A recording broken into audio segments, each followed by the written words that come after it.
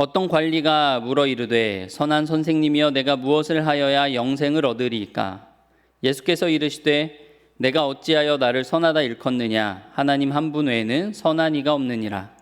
내가 계명을 안 하니 간음하지 말라, 살인하지 말라, 도둑질하지 말라, 거짓 증언하지 말라, 내 부모를 공경하라 하였느니라. 여짜오되 이것은 내가 어려서부터 다 지키었나이다.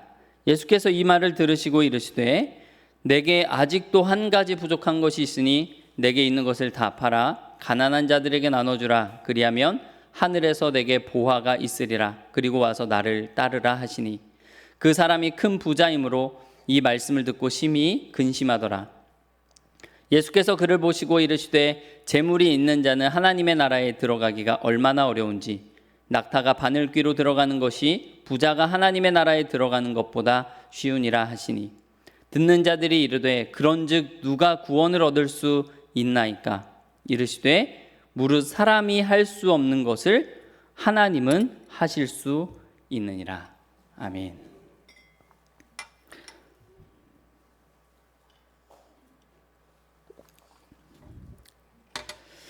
네, 오늘 설교 제목은 누가 구원을 얻을 수 있나이까? 입니다.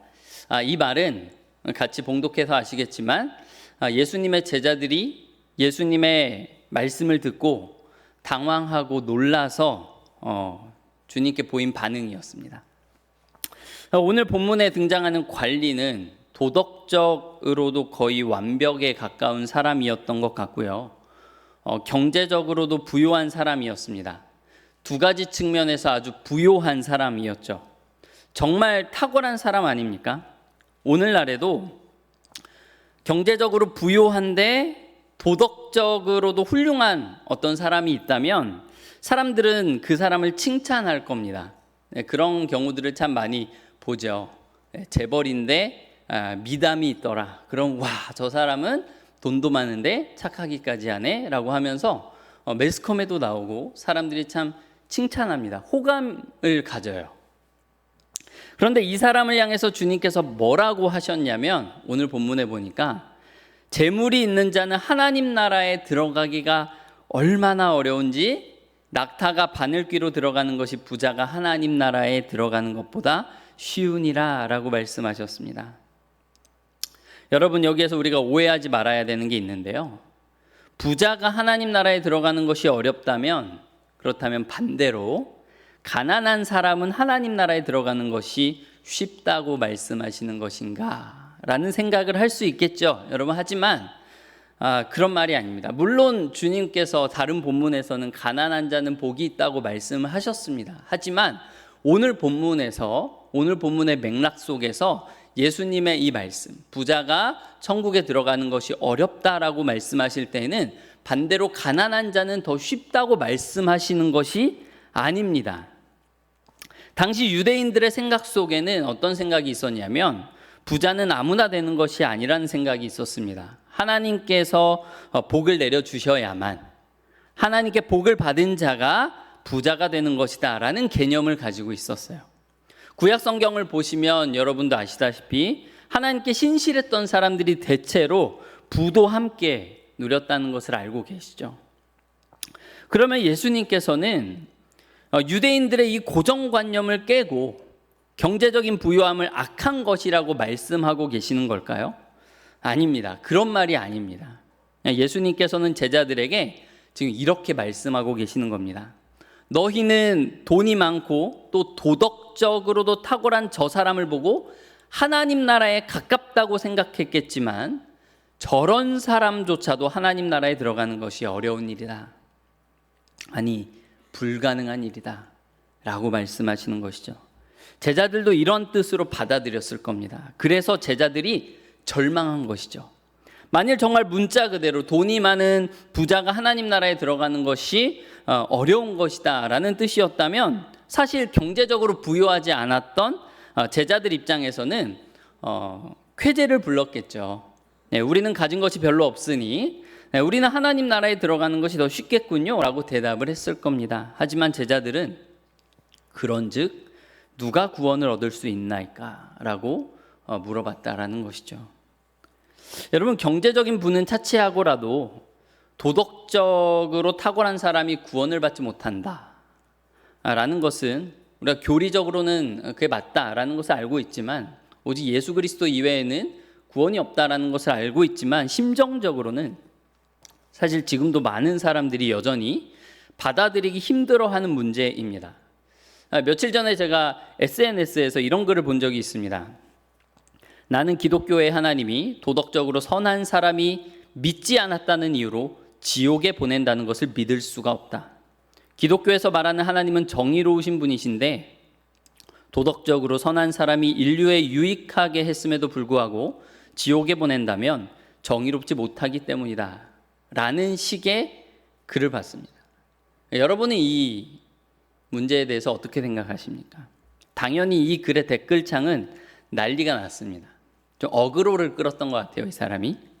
그래서 이 글에 옹호하는 사람들이 있었고요. 그리고 요즘 어디나 있는 묻지도 따지지도 않고 기독교를 욕하는 댓글들이 있었고요.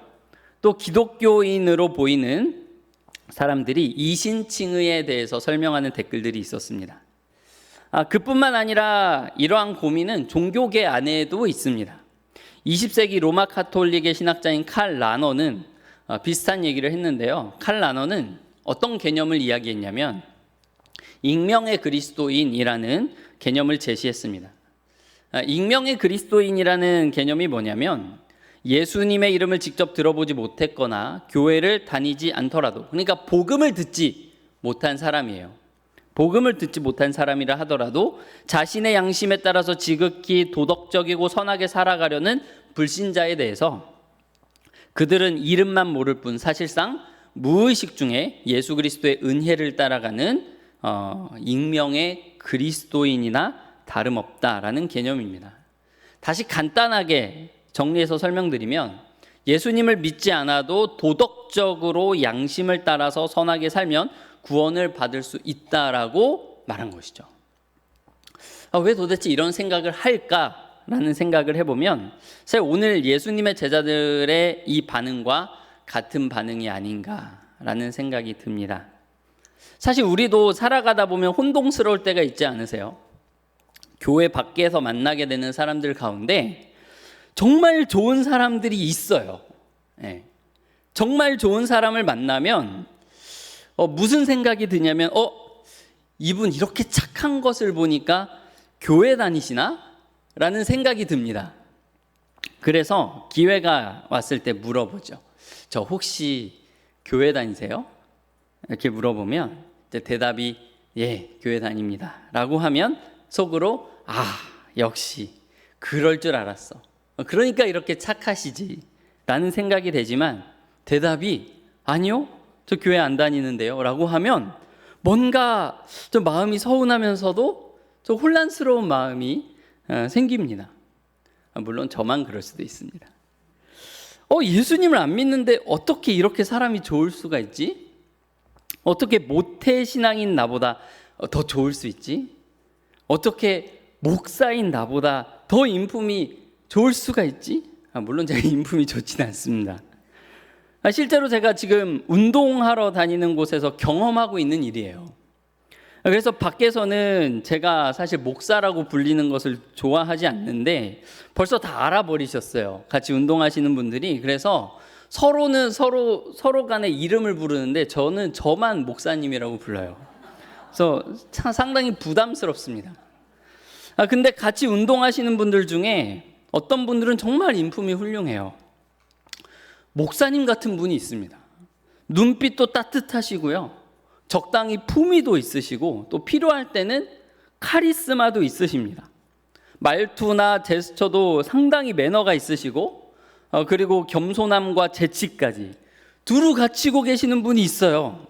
그런 분들을 만나면 참 많은 생각이 듭니다. 진짜 많은 생각이 들어요. 운동으로 형성되는 인격이 신앙으로 형성되어가는 이른바 성화되는 것보다 더 나을 수 있는가? 라는 생각이 드는 거예요. 복음으로 형성되는 도덕성이 스포츠 정신이 형성하는 도덕성보다 열등할 수 있는가? 라는 생각을 하게 됩니다. 여러분 그런 생각 해본 적 없으십니까? 아직 시간이 부족한 건가? 내가 예수님을 더 열심히 믿어야 되는 것인가? 나도 더 나이가 들면 품격 있는 그리스도인이 될 수 있을까? 라는 생각을 하다가 좀 마음이 더 복잡해진 적이 있습니다. 그래서 결국 이러한 질문들이 꼬리에 꼬리를 물고 가다 보면 하나로 모이게 되는데, 그것은 바로 이것입니다. 기독교인의 기독교인됨은 무엇인가? 라는 질문을 하게 돼요. 구원받은 자는 누구인가? 영생을 얻은 자는 누구인가? 어떤 사람들인가? 저 밖에 있는 도덕적인 불신자들과 구별되는 지점이 어디인가? 라는 질문에 이르게 됩니다. 오늘 본문에 등장하는 부자이면서도 청년인, 마태복음에 보면 청년이라고 나오거든요. 청년인 이 관리의 이야기가 이런 질문의 답을 제시합니다. 왜냐하면 이 청년 관리는 아주 탁월한 도덕성을 소유한 사람이기 때문에 그렇습니다. 이 청년은 평행본문인 마가복음 10장에 보면 예수님께 질문을 할 때에 그냥 오지 않았습니다. 달려와서 꿇어 앉아 질문했다라고 기록되어 있습니다. 근데 무슨 말이냐면 예수님을 시험했던 바리새인들이나 서기관들과는 달랐다라는 것이죠.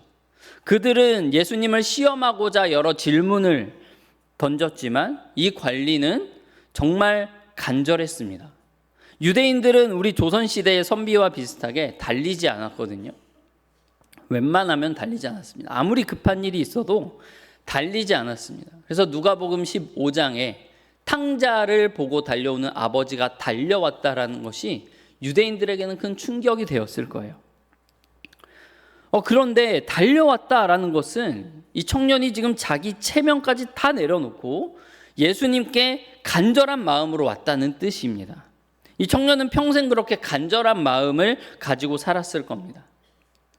타협을 한번 해볼 법한데 예수님 앞에서 당당하게 그리고 기쁜 마음으로 이것은 내가 어려서부터 다 지키었나이다 라고 한 것으로 봐서는 정말 평생 간절한 마음으로 자기 관리를 하고 절제를 하면서 율법을 지켜 살아왔던, 영생을 얻기 위해서 율법을 지켜 살아왔던 사람입니다.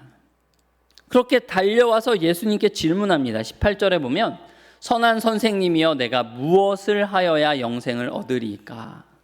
이 질문의 주제가 뭐예요? 영생입니다. 여러분 이런 질문을 주님 앞에 진지하게 던져본 적이 있으세요? 예수님께서 대답하시죠. 네가 어찌하여 나를 선하다 일컫느냐? 하나님 한 분 외에는 선한 이가 없느니라. 여러분 이 말이 무슨 말일까요? 예수님께서 엄중히 말씀하신다기보다는 사실 이 관리를 기특하게 여기시고 계신 것 같습니다. 왜냐하면 이 청년은 율법에 대해서 잘 알고 있던 청년이거든요. 그런데 선하다라는 표현은 구약 성경에서 하나님께만 사용하는 표현입니다. 그러니까 예수님께서도 어찌하여 나를 선하다고 일컫느냐? 선한 분은 하나님 한 분밖에 없느니라 라고 말씀하고 계시는 것이죠. 제가 아직 아무도 예수님을 하나님이라고 여기지 않는 상황 속에서, 아무도 예수님을 하나님의 아들이라고 여기지 않는 상황 속에서 한 젊은이가 나와서 자신을 선한 선생님이여 라고 부르는 것을 보고 네가 그 말이 무슨 뜻인지 알고 말하는 것이냐? 너가 정말로 내가 하나님인 것을 아느냐라고 물으시는 것 같습니다. 이 청년은 적어도 예수님이 보통 사람이 아니라는 것을 알고 있었고 최소한 하나님께서 보내신 분이라는 것에 대한 믿음이 있었던 것 같습니다. 그리고 예수님께서 이어서 말씀하십니다. 마태복음 19장에 보면 네가 생명에 들어가려면 계명들을 지키라 말씀하시고 10계명 중에서 이웃에 대한 계명들을 말씀하세요. 제5계명부터 제10계명까지 간음하지 말라, 살인하지 말라, 도둑질하지 말라, 거짓 증언하지 말라, 내 부모를 공경하라 하였느니라. 그러자 청년은 어려서부터 이 계명을 내가 다 지켰습니다 라고 말합니다. 그리고 마태복음에 보면 예수님께 물어봅니다. 아직도 저에게 무엇이 더 부족합니까? 라고 물어보죠. 그리고 예수님께서는 그 청년을 사랑하사, 마가복음에 보면 그 청년을 사랑하사 이렇게 말씀하십니다. 내게 아직도 한 가지 부족한 것이 있으니 내게 있는 것을 다 팔아 가난한 자들에게 나눠주라. 그리하면 하늘에서 내게 보화가 있으리라. 그리고 와서 나를 따르라. 그리고 23절에 그 청년 관리는 큰 부자이므로 이 말씀을 듣고 심히 근심했다라고 기록하고 있습니다. 마가복음에서는 슬픈 기색을 띠고 근심하며 가니라라고 기록하고 있어요. 자, 그러면 이 청년의 질문과 예수님의 말씀에 대해서 좀 더 깊이 한번 살펴볼까요? 청년은 예수님께 달려와서 질문했습니다. 선생님이여, 선한 선생님이여, 내가 무엇을 하여야 영생을 얻으리이까? 그리고 마태복음에서는 아직도 무엇이 부족하니까? 라고 질문했습니다. 팀 켈러 목사님은 이 청년이 두 가지 잘못된 가정을 하고 있었고 예수님께서는 그 가정을 깨뜨리셨다라고 말하고 있습니다.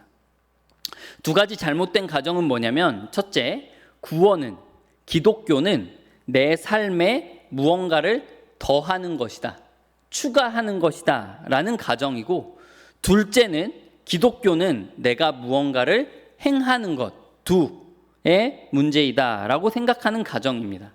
다시 정리하자면 무언가를 추가하는 것 또는 무언가를 행하는 것이라고 생각하는 가정이죠. 첫 번째 가정부터 살펴보겠습니다. 예수님께서 내게 아직도 한 가지 부족한 것이 있으니 라고 말씀하셨기 때문에 정말로 이 청년이 거의 다 왔고 이제 하나만 더 하면 되는 것이라고 말씀하신 걸까요? 네, 그렇지 않습니다. 왜냐하면 이후 본문에서 예수님께서는 뭐라고 말씀하시냐면 부자가 하나님 나라에 들어가는 것이 얼마나 어려운 일인지 말씀하셨기 때문입니다. 그러면 예수님께서 하신 말씀은 무엇입니까? 청년은 예수님께 이렇게 말하는 것 같아요. 주님, 제가 정말 열심히 살았거든요. 모든 율법을 다 지키며 살았습니다. 주님, 거의 다 온 것 같습니다. 저에게는 딱 한 걸음이 더 필요한데 그 한 걸음이 뭔지 모르겠습니다. 선한 선생님이요, 저에게 그 걸음을 가르쳐 주십시오 라고 말하는 것 같아요. 근데 예수님께서는 이렇게 말씀하시는 것 같습니다. 아니다. 너는 지금 완전히 잘못된 길에 서 있으며 하나님 나라에서 멀리 떨어져 있다. 예수님께서는 이 청년을 잘 아시고 이 청년이 도무지 행할 수 없는 그 지점을 지적하시면서 진정한 구원으로 이끌고 계시는 것이죠. C.S. 루이스의 표현을 빌리자면, C.S. 루이스는 순전한 기독교라고 하는 책에서 하나님께서는 이 피조물들을, 저와 여러분을 아들로 삼기 위해서, 그러니까 구원하시기 위해서 인간이 되셨는데 단순히 옛사람을 좀 더 낫게 개선시키기 위해서가 아니라 완전히 새로운 종류의 인간을 만들기 위해서 이 땅에 오신 것입니다. 그러니까 도덕적으로 더 나은 사람이 되게 하시기 위해서가 아니라 완전한 재창조가 필요하며 그 일을 위해서 예수님께서 이 땅에 오셨다라는 것이죠. 여러분, 그래서 기독교는 무언가를 더하는 것이 아니라, 원래 잘 살아왔던 사람이 예수님을 믿고 더 도덕적인 사람이 되는 것이 아니라 완전히 새로워지는 문제라는 것이죠. 고린도후서 5장 17절 다 암송하고 계시죠? 같이 한번 읽어볼까요? 고린도후서 5장 17절입니다. 시작. 그런즉 누구든지 그리스도 안에 있으면 새로운 피조물이라. 이전 것은 지나갔으니 보라 새 것이 되었도다. 아멘. 새 것이 되는 것, 새 창조물이 되는 것이 기독교인이 되는 것입니다. 구원받는 사람이 된다는 것의 의미입니다. 그러니까 예수님을 더 잘 믿기 위해서 더 착한 사람이 되려고 하는 것은 잘못된 길을 가는 것이라는 것이죠. 이제 나도 마음을 다잡고 교회 다니기 시작했으니까 착하게 살아야지 라고 하는 것은 복음에 대해서 잘 알지 못하는 초신자 때는 그렇게 할 수 있습니다. 하나님 알지 못하고 세상에서 즐기면서 살았던 사람이 이제 개과천선하려고, 한번 인생을 잘 살아보려고 교회 나오면서 하는 말이에요. 그런데 여러분, 평생 우리가 신앙생활하면서 그렇게 할 수는 없는 겁니다. 그게 아니에요. 복음이 우리에게 약속하는 것은 도덕적으로 더 나은 사람이 되는 것이 아니라는 것입니다. 우리를 단지 개선시키는 정도가 아니라는 거죠. 새로운 피조물이 되는 것입니다. 그것은 그저 죄를 많이 짓고 살던 사람이 과거를 청산하고 이제는 새 사람이 되겠습니다 하는 그런 개념이 아니라는 거예요. 그래서 여러분, 더 좋은 그리스도인이 되기 위해서 도덕적인 나의 성품을 개선하려고 하는 것은 잘못하는 겁니다. 방향을 잘못 잡으신 거예요. 자, 두 번째입니다. 예수님께서는 이 청년의 잘못된 두 번째 가정에 대해서도 말씀하십니다. 예수님께서 뭐라고 하시냐면, 내 모든 재물을 팔아 가난한 자들에게 주고 나를 따라오라 라고 말합니다. 여러분, 이것이 무엇을 의미할까요? 여러분, 예수님께서는 이렇게 말씀하시는 셈입니다. 계명을 다 지켰다고? 정말 10계명을 다 지켰다고 생각하는가? 좋다. 그러면 첫 번째 계명부터 시작해보지. 첫째 계명의 요약은 내 마음을 다하고 목숨을 다하고 뜻을 다하고 힘을 다하여 주 너의 하나님을 사랑하라 이제. 너는 정말로 마음을 다하고 목숨을 다하고 뜻을 다하여 하나님을 사랑하는가? 너는 정말로 하나님 앞에 다른 신을 두지 않았는가? 너의 삶은 무엇으로 작동하고 있는가? 한번 보자. 내 모든 재물을 팔아 가난한 자들에게 나눠주고 나를 따라와 보라. 이 부분에 대해서 팀 켈러 목사님은 이렇게 해석합니다. 예수님께서 이렇게 말씀하신다. 내 사랑하는 친구여, 아무도, 이 세상에서 아무도 마음과 목숨과 힘과 뜻을 다해 하나님을 사랑하지 않는다네. 아무도 이웃을 자신처럼 사랑하지 않아. 보이지 않는가? 부자 청년이여, 자네의 문제는 선함이 조금 부족한 것이 아니라네. 자네의 문제는 자신이 선하지 않다는 사실을 깊은 내면에서부터 인정하려 하지 않는다는 점이야. 사랑하는 성도 여러분, 주님께서는 이 청년에게 선한 사람은 한 사람도 없고 당신도 예외가 아니다라는 것을 말씀하고 계시는 겁니다. 로마서 3장 23절 24절 잘 아시죠? 모든 사람이 죄를 범하였음에 하나님의 영광에 이르지 못하더니. 이 모든 사람 안에 이 청년이 들어가는 겁니다.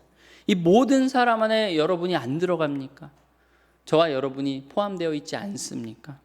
모든 사람이 죄를 범하였음에 하나님의 영광에 이르지 못했습니다. 그리스도 예수 안에 있는 속량으로 말미암아서 하나님의 은혜로 값 없이 의롭다 하심을 얻은 자가 된 것입니다. 이 진리를 예수님께서는 지금 청년에게 가르치고자 하시는 것이죠. 여러분, 그런데 한편 오늘 본문에서 우리가 눈여겨보고 깊이 생각해야 하는 부분이 있습니다. 그것은 청년이 근심했다라는 것입니다. 근심. 왜냐하면 이 시대에 교회 안에 들어와 있는 많은 사람들이 이러한 근심조차 해본 적이 없기 때문입니다. 여러분은 이런 근심을 해보신 적이 있으십니까? 여러분, 이 청년이 근심을 하게 된 이유는 분명합니다. 진짜 예수 그리스도를 만났기 때문이죠. 진짜 예수 그리스도의 말씀을 들었기 때문입니다. 이 시대 많은 성도들이 이른바 영접기도 한번 하고 교회에 들어와서 신앙이 없는데도 불구하고 세례를 받고 평생 종교인으로 살면서 자신이 구원받았다고 생각하면서 살아갑니다. 복음과 말씀에 대한 깊은 근심과 고민 없이 교회 생활을 하면서 이전보다 오늘 내가 더 도덕적인 사람이 되었다는 것에 만족하고 겉으로 격식 있는 사람인 척 하면서 살아갑니다. 다시 말씀드리지만 단 한 번도 예수 그리스도의 말씀 앞에 고민해 본 적이 없습니다. 여러분, 방금 나눈 로마서 말씀처럼 복음은 우리에게 값없이 받는 구원에 대해서 약속하지만 또 한편으로는 복음은 우리에게 생각보다 많은 것을 요구합니다.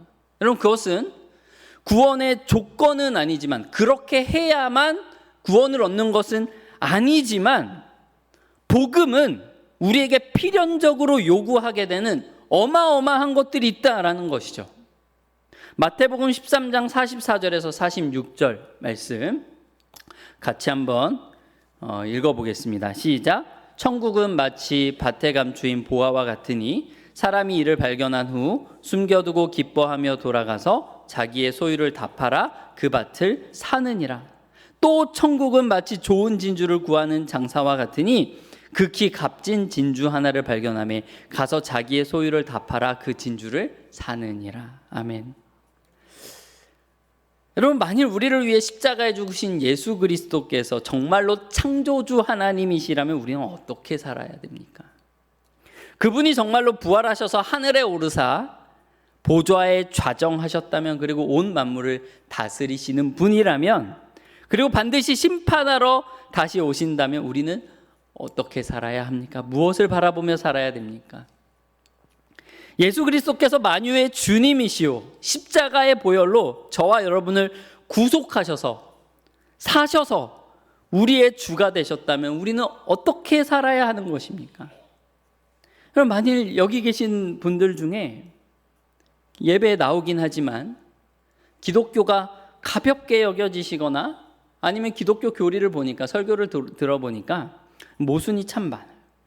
그래서 우스꽝스럽게 여겨지거나 아니면 지루하게, 기독교는 참 지루해, 지루하게 여겨지시거나, 또는 기독교를 힘들고 지칠 때 가끔 위로가 필요할 때 위로를 주는 정도로 여기시는 분이 계시다면, 여러분, 그분은 아직 진짜 예수 그리스도를 만나지 못한 것입니다. 여러분, 진짜 예수 그리스도께서는, 그리고 그분의 말씀은 만나게 되면 우리를 흔들어 놓습니다. 그리고 우리에게 선택을 요구하죠. 어떻게 살 것인가? 무엇을 따르며 살 것인가? 우리에게 요구합니다. 미국의 플래너리 오코너라고 하는 소설가가 있는데, 이 소설가가 쓴 좋은 사람은 찾기 힘들다라는 단편 소설에 보면 1950년대 기독교 문화에 익숙해져 있는, 어디에서나 찾아볼 수 있는 한 할머니가 나옵니다. 소설 속에서 그 할머니가 강도를 만나거든요. 근데 강도를 만나서 위기에 처하기 전까지는 그 소설을 읽는 독자들이 이 할머니가 기독교인인 사실조차 눈치채지 못합니다. 기독교는 할머니에게 그냥 문화요, 종교 생활에 불과했기 때문이죠. 그런데 강도를 만나서 강도와 대화를 나누면서 할머니는 진리에 대해서 이야기를 하기 시작합니다. 왜냐하면 강도로부터 목숨을 구걸하기 위해서요. 예수님 이야기를 하기 시작합니다. 예수님께 같이 기도합시다. 그러니까 미국이라는 문화가 기독교 문화이기 때문에 그런 것 같아요. 예수님께 같이 기도합시다. 예수님께서 당신을 도와주실 거예요. 무슨 어려운 일이 있는지 모르겠지만 예수님께서는 반드시 당신을 도와주실 겁니다. 저는 그렇게 믿어요. 예수님께 도와달라고 하면 도와주실 테니 같이 기도합시다. 제가 당신을 위해서 기도해 드릴게요 라고 말합니다. 사실 이것도 위선이었죠. 이 할머니는 예수님을 진짜로 깊이 믿지 않았거든요.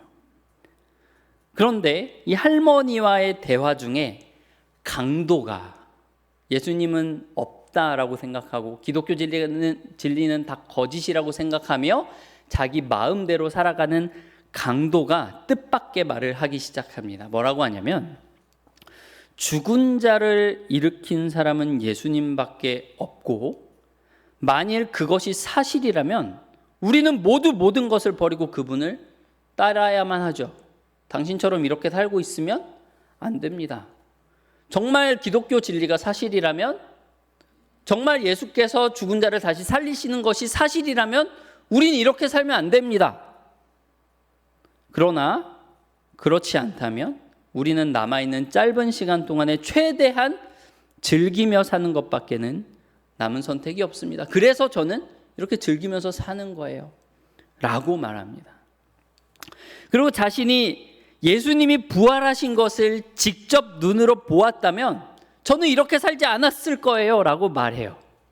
그 말을 들을 때 그 할머니는 강도와의 대화를 통해서 그제서야 모든 것이 밝아지고 그 강도를 향해서 의미심장한 말을 남깁니다. 너는 내 아들이었구나. 너는 내 자식 중에 하나였구나 라고 말하면서 손을 내밀어서 그 남자를 터치합니다. 평생 명목상의 그리스도인으로 살았던, 신앙생활을 종교생활로 했던, 그래서 삶의 위선과 거짓된 도덕으로 가득했던 한 노부인이 죽기 직전에 강도와의 대화를 통해서 살아계신 예수님 앞에 서게 된 것이죠. 그리고 변화된 것입니다. 그리고 그 강도가 말하는 것이 무엇입니까? 정말 예수 그리스도께서 부활하셨고 그분께서 죽은 자를 일으키신다는 것이 사실이라면, 그게 맞다면 논리적으로 우리는 모든 것을 버리고 그분을 따라야만 한다라는 것이죠. 사랑하는 성도 여러분, 오늘도 살아계신 예수 그리스도 앞에 나오시기 바랍니다. 예수 그리스도의 말씀을 들으시기를 바랍니다. 복음을 깊이 생각하시기 바랍니다. 성도 여러분, 예수님 앞에 머무시기를 바랍니다. 종교 생활을 하고 계시다면 여러분, 종교 생활에서 벗어나셔야 됩니다. 기독교는 진리입니다. 더 나은 사람이 되기 위해서 교회 나오고 계십니까? 복음은 그것을 약속하지 않습니다. 교회 나오면 너는 예전보다 더 나은 사람이 될 거야 라고 말하지 않습니다. 오히려 너는 완전히 새로운 사람이 될 거야 라고 말하죠. 복음은 우리에게 생각하는 것보다 많은 것을 요구하지만, 또 한편으로 복음은 우리에게 생각보다 더 좋은 것을 우리에게 약속합니다. 청년은 영생을 구했지만 예수님께서는 더 좋은 것을 약속하셨죠. 여러분 보셨습니까? 예수님께서 뭐라고 하셨죠? 나를 따라오면 모든 재물을 팔아 가난한 자들에게 나눠주면 무엇이 있을 것이라고 말씀하셨죠. 거기에는 잘 집중이 안 되시죠. 재물을 다 팔아야 된다고? 여기에서 충격을 받으셔서 예수님의 약속에는 집중을 잘 못합니다. 뭐라고 말씀하셨냐면, 하늘에서 내게 보화가 있으리라. 그저 영원히 사는 정도가 아니라 더 좋은 것이 주어질 것이라고 약속하신 것이죠. 사랑하는 성도 여러분, 오늘 본문에 근심하며 떠난 이 청년은 나중에 어떻게 되었을까요? 모릅니다. 그 청년에 대해서 성경은 침묵하고 있습니다.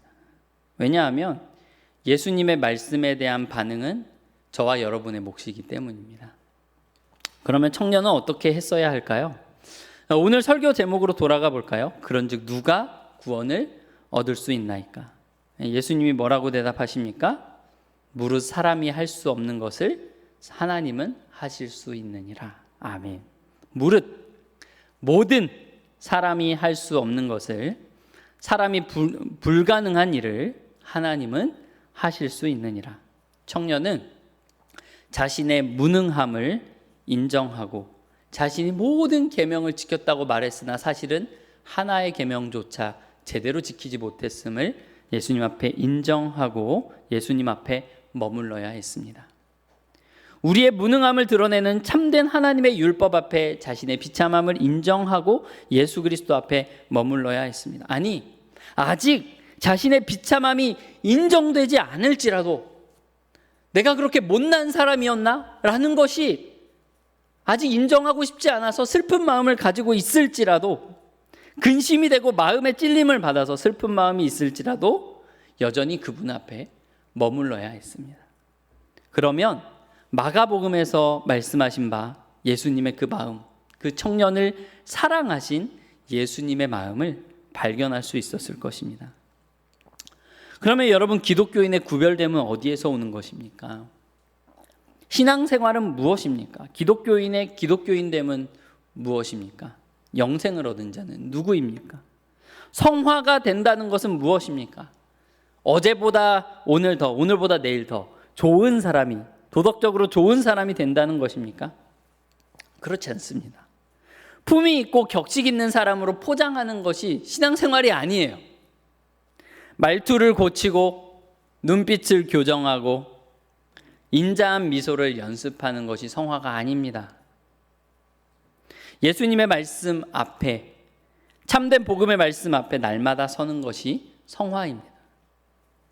어제보다 오늘 더 한 걸음 도덕적인 사람이 되기 위해서 나아가는 것이 아닙니다. 이 땅에서 그리스도인의 삶은 하나님 앞에서 나의 무능함을 인정하는 것, 나의 도덕적인 파산을 인정하고 값없이 하늘에 속한 모든 신령한 복을 주신 예수 그리스도를 만나는 것입니다. 여러분, 다시 말씀드리지만 기독교인의 구별됨은 더 탁월한 윤리에서 나오는 것이 아닙니다. 물론 여러분 성경의 윤리는 탁월합니다. 그 어떤 종교나 철학과 비교해도 훨씬 더 탁월하고요. 그래서 인류 역사에 선한 영향력을 많이 끼친 것도 사실입니다. 하지만 여러분 그 윤리 자체가 기독교 윤리 자체가 우리의 구별됨을 증명하지는 않습니다. 기독교인의 구별됨은 죽은 자를 살리시고 부활하신 예수 그리스도를 인격적으로 만나 나의 도덕적인 파산을 인정하고 그분 앞에 엎드리는 것입니다. 여러분 그래서 나보다 더 훌륭한 인품을 가진 불신자를 만나더라도 당황하거나 조급한 마음을 가질 필요가 없습니다. 그때에도 여전히 나의 도덕적인 파산을 인정하고 나의 소망이 여전히 예수 그리스도의 의로움에 있다는 것을 기억해야 하는 것이죠. 억지로 좋은 사람인 척 포장하는 것은 아무 소용이 없습니다. 제가 운동하러 가서 그런 좋은 분들을 만난 후에 나는 목사이기 때문에 그리스도인이기 때문에 저 사람보다 더 도덕적으로 탁월해야 돼 라는 그런 압박을 받을 필요가 없다라는 것이죠. 겉으로 어떨지는 몰라도 여러분 기독교인의 구별됨은 더 나은 윤리가 아니라 재창조에 있기 때문이며 그것은 내적인 것이기 때문입니다. 사랑하는 성도 여러분, 단 한 사람도 우리의 노력으로 바늘귀를 통과할 수 없습니다. 단 한 사람도 자기 스스로 새 사람으로 창조할 수 없습니다. 하지만 누구는 하시죠? 하나님은 하십니다. 십자가에서 나를 위해 자기 생명 내어주시고 부활하신 예수 그리스도의 은혜가 우리를 구원하시고 우리를 새로운 피조물로 재창조하십니다. 그래서 오늘도 우리를 사랑하사 말씀하시는 예수 그리스도께로 나아가시기를 주님의 이름으로 축원합니다.